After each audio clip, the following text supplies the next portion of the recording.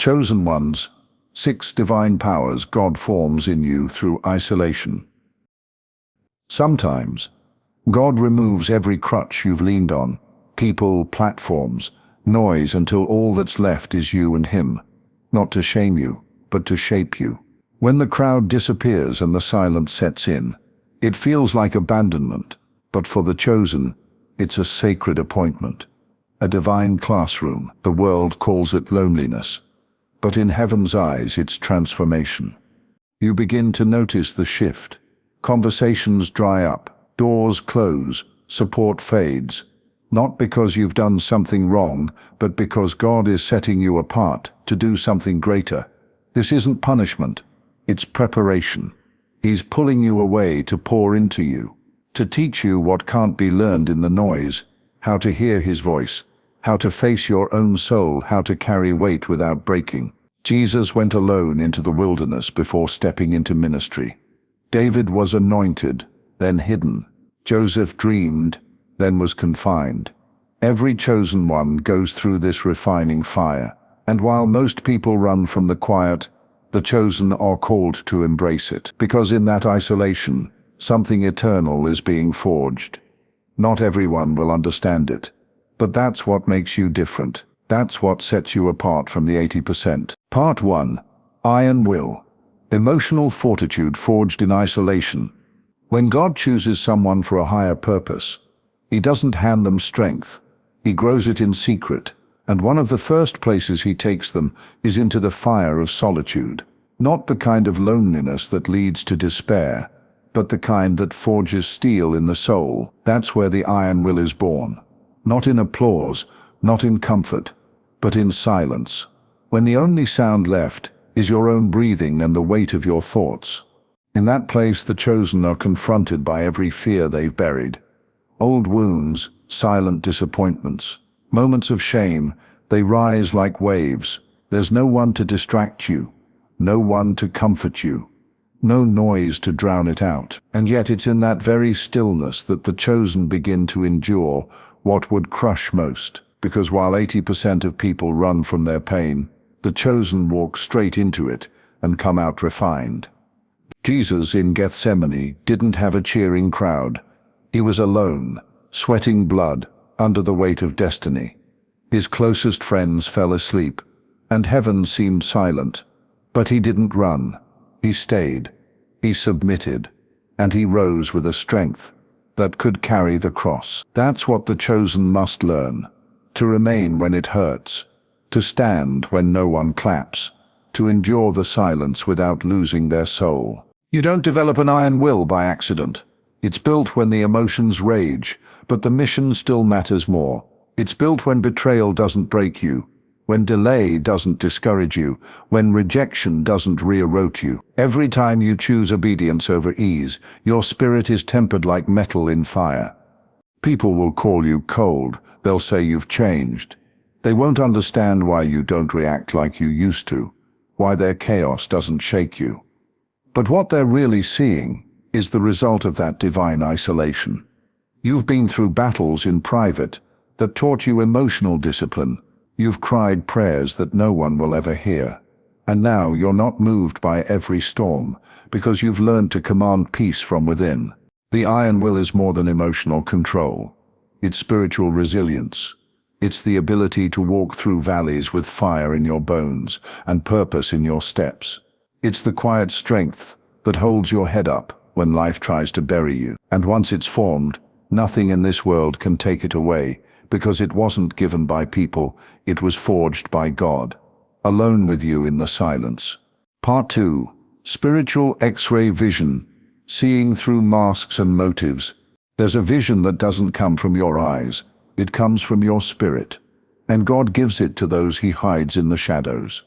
The chosen spend so much time alone, not to be forgotten, but to be trained to see beyond the surface. While the world is distracted by charm, appearances and noise, the chosen learn to see truth. They develop spiritual X-ray vision, the ability to look at someone and see what's not being said, to walk into a room and feel the atmosphere shift, to hear the intention behind the words.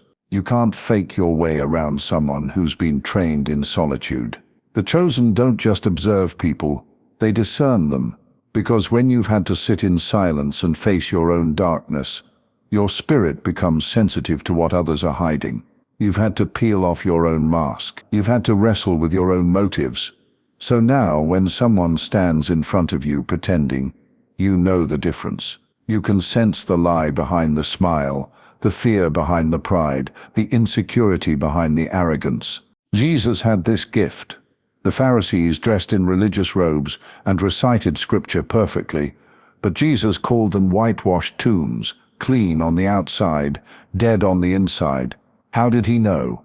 He spent time alone with the Father. He wasn't caught up in surface things. He didn't judge like the crowd. He saw deeper. And that's what God trains the chosen to do. When you're alone with God long enough, you start to value truth more than appearances. You're no longer impressed by popularity or position. You look for integrity. You look for alignment between words and actions. You look for the fruit, not the performance. And that's why you don't fit in with the 80%. Because you see what others ignore. You can't be easily fooled. You've cried too hard and healed too deeply to entertain shallow conversations and false connections. Spiritual X-ray vision isn't just about reading people. It's about navigating life with discernment. You begin to notice when an opportunity is a trap. You feel when a door is not from God, even if it looks perfect. You sense when a relationship is draining your purpose, even if it seems good on paper. While others chase what shines, the chosen are drawn to what's real. That's the power of being trained in solitude. And this gift protects you. It keeps you from settling. It keeps you from wasting years in the wrong place with the wrong people. The Holy Spirit begins to guide you through impressions, instincts, and silent red flags that others miss. And because you've learned to trust what you sense in your spirit, you don't need external proof. You've spent too much time with God not to know when something's off. This level of discernment isn't something you can teach in a classroom. It's forged in the unseen. It's birthed through long nights of prayer, through broken trust, through divine delays. It's a reward for staying in the secret place long enough to hear what others can't. And once your eyes are open, they never go back to blindness. You start living from the inside out, and nothing hidden can stay hidden from you for long. Part 3. Divine Download, Hyperclarity in Decision and Direction. When God sets a chosen one apart, he strips away the voices, the noise, the constant opinions of the crowd, not to confuse you, but to sharpen your clarity. Solitude becomes the soil where divine instruction takes root. It's in the silence that God begins to speak clearly. The world may say you're lost, but heaven knows you're being aligned. Because in that quiet place, you're not wandering, you're receiving a divine download. Clarity is not always instant. At first your thoughts race. Doubts speak louder than faith. The enemy tries to fill the stillness with fear, but the chosen endure that mental chaos until the storm settles. And when it does, revelation comes. What used to be complicated becomes simple. What once felt overwhelming now has direction. That's the gift of isolation. You begin to see with spiritual precision. Moses climbed Mount Sinai alone. No friends, no crowd, just him and God in the cloud of glory. And from that sacred encounter, he descended with laws that would shape a nation. He didn't get that wisdom in a group. He received it in solitude. That's how it works for the chosen. While others are busy running in circles, trying to please everyone and be everywhere, you are in the stillness, receiving strategy from heaven. This is what sets the chosen apart from the 80%. Most people need a dozen opinions before they move, but the chosen have been trained to move on conviction. They've learned to trust the whisper of God more than the noise of people. They've made enough decisions in private that now, when it's time to act, they don't hesitate. They move with a confidence the world can't understand, because their clarity doesn't come from intellect. It comes from intimacy. You don't need to be loud when you're clear. That's why the chosen don't argue with everyone. They don't explain every move. They've learned that clarity speaks louder than justification. It's not arrogance. It's alignment. When God has shown you what to do, who to become, where to go, you stop asking for permission. You just obey. And that kind of clarity doesn't come by accident. It comes from wrestling in prayer, from fasting, from journaling, from weeping before God and refusing to move until you hear Him. It comes from making mistakes and learning from them. It comes from being willing to shut out every other voice, even your own, so you can finally hear His. This divine clarity becomes a compass. It cuts through confusion. It silences fear, and while others are stuck trying to figure out what to do next, the chosen already know, because they've heard from the one who sees the end from the beginning. Their yes is stronger, their no is clearer, and their steps are ordered, not guessed. That's the power of being alone with God. You don't just come out healed, you come out focused. You come out sure. You come out carrying instructions that didn't come from man, but from the throne room of heaven. And when you walk in that kind of clarity, you become unstoppable. Part 4. Burden bearers. Supernatural empathy for others' pain. The longer a chosen one walks through solitude, the deeper their compassion grows. It's not the kind of empathy that comes from reading books or hearing stories. It's the kind that comes from bleeding in silence, from crying out in the middle of the night when no one responds, from carrying sorrow that has no words. And when you've known that kind of pain, you begin to see it in others. You recognize it instantly because you've been there. You've felt it too. And God doesn't waste your suffering. He uses it to make you sensitive, not weak, but deeply aware. While most people are too distracted to notice the hurt in someone's eyes, the chosen can feel it before a word is spoken. You walk into a room and know who's weary. You hear someone laugh, and you still sense the sadness behind it. You watch someone smile, but your spirit picks up on the ache in their soul. This isn't natural, it's supernatural. It's what happens when your own wounds have been turned into wisdom. Jesus lived this. He didn't just heal people physically. He felt their pain. He wept with those who wept. He saw the brokenness in the woman at the well, the grief in Mary and Martha, the anguish in the man with the withered hand. And he responded not with judgment but with mercy. That's the heart God develops in the chosen one that sees past performance and connects with the person beneath it. This kind of empathy is not soft. It's sacred. It makes you a safe space in a world full of shallow connections. People are drawn to you, and they don't even know why. They open up, sometimes without meaning to, because something in your presence tells them they're finally seen. They sense the difference. You're not analyzing them, you're feeling them. You're not trying to fix them, you're standing with them. That's the power of the burden bearer. But make no mistake, this gift is costly. To feel deeply is to suffer deeply. To carry others' burdens is to walk through heaviness that isn't always yours. And yet the chosen don't resent it, because they know their pain has become a bridge. Their past wounds have become doorways to someone else's healing. What the enemy meant to destroy them, God uses to build empathy so pure, it becomes prophetic. The chosen carry this gift quietly. No one sees the weight they bear. No one hears the silent prayers they whisper for strangers. No one notices the emotional exhaustion that comes from always being the one others lean on. But heaven sees, and God strengthens, because He knows their hearts are aligned with His. This world is full of people crying on the inside while pretending they're fine, and while most walk by without noticing, the chosen pause. They reach, they listen, not because they're better, but because they've learned through isolation and divine breaking what it means to love like Jesus. Not from a distance, but up close. Not just with words, but with presence. So if you've ever wondered why you feel things so deeply, why you carry emotions that don't always seem like your own, why you're often exhausted even when nothing dramatic has happened, understand this. It's because God has trusted you with one of the rarest gifts on earth, the ability to love like Him.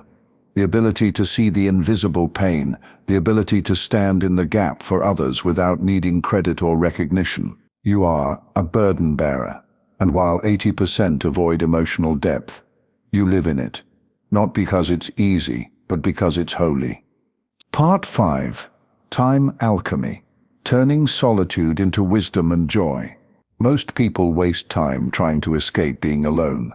They fill the silence with noise, distractions, constant connection, anything to avoid facing themselves. But the chosen don't run from solitude. They learn to sit in it, listen in it, grow in it, because something powerful happens when you stop seeing alone time as punishment and start treating it as preparation. You begin to transform it. You begin to turn ordinary minutes into sacred moments. You become a time alchemist. The world doesn't understand this. To them, silence is uncomfortable. Stillness feels unproductive. But for the chosen, solitude becomes a secret place where time is no longer empty. It's holy. It's not just passing, it's producing. It's not just quiet, it's active with revelation. You're not just sitting still, you're being formed. Think of Paul writing letters from prison. Think of David composing psalms in the wilderness. Think of Jesus withdrawing from the crowds to pray. They weren't wasting time, they were shaping history. In their solitude, time was multiplied. Insight flowed, creativity came, clarity unfolded, and joy, true, deep, untouchable joy, began to rise not because circumstances changed, but because communion deepened. The chosen discover that when they are alone, they are not truly alone. God meets them there. And in that intimacy, something shifts. What used to feel like isolation becomes inspiration. What used to be waiting becomes creating. What used to be silence becomes a conversation with heaven. And slowly, they stop dreading alone time. They start craving it, because they know that in that sacred space they hear things no one else hears.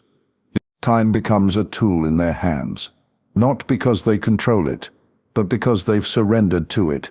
They don't rush what God is doing. They don't despise the delay.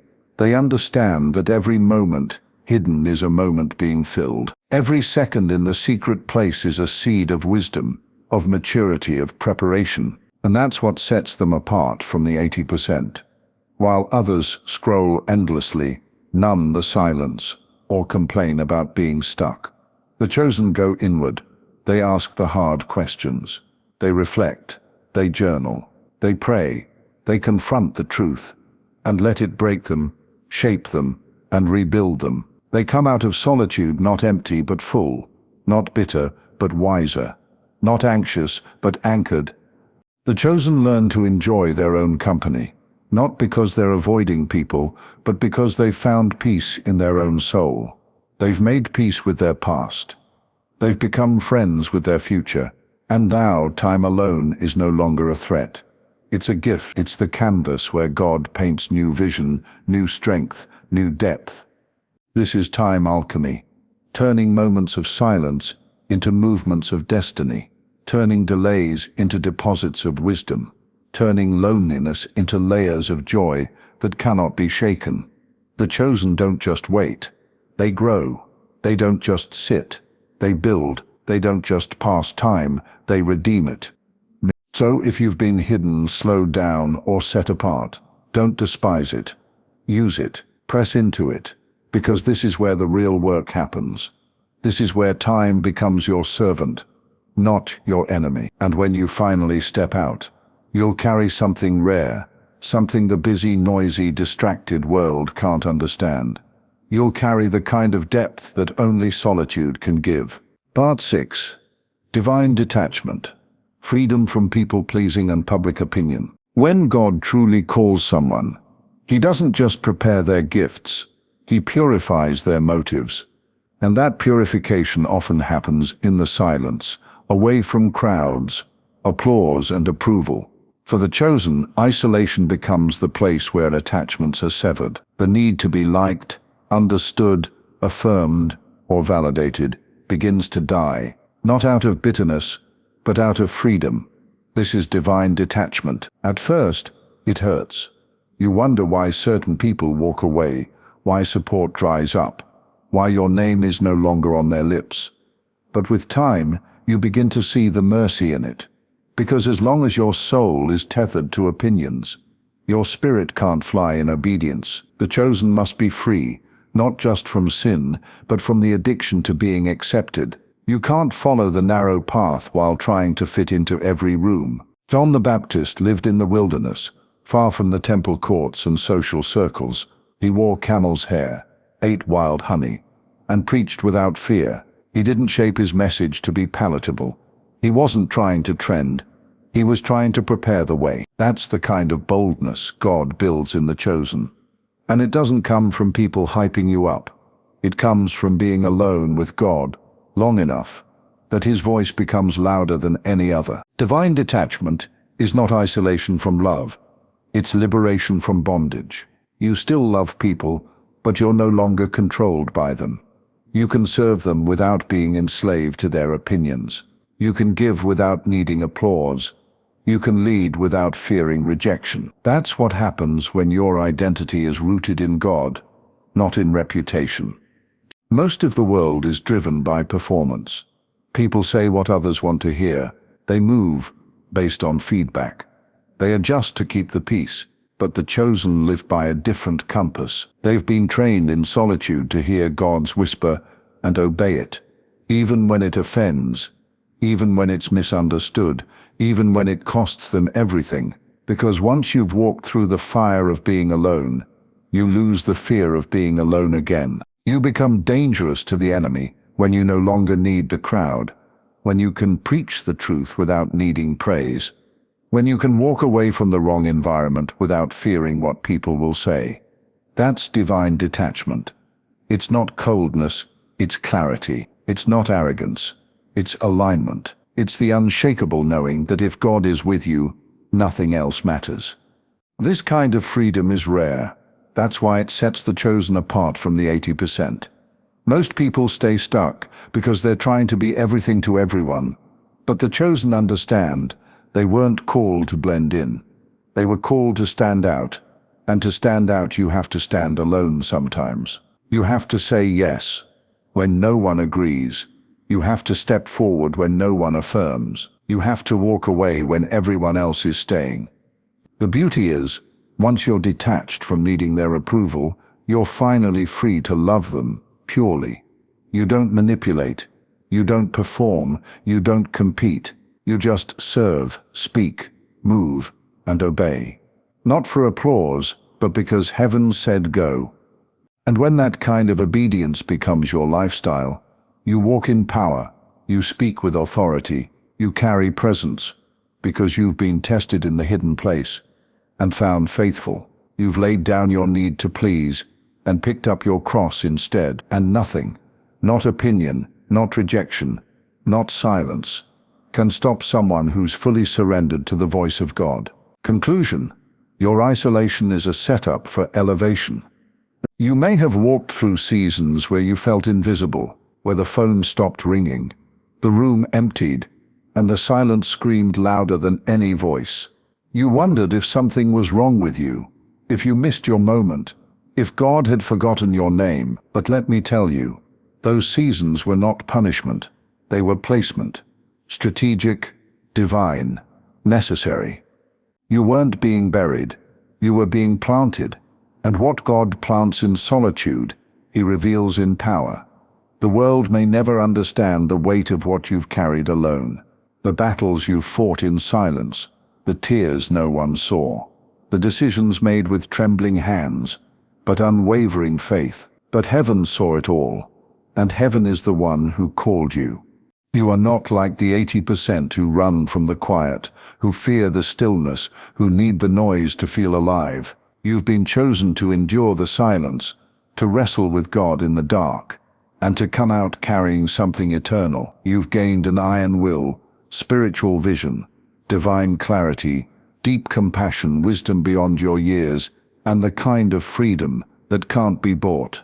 Everything you lost in isolation was making room for something greater.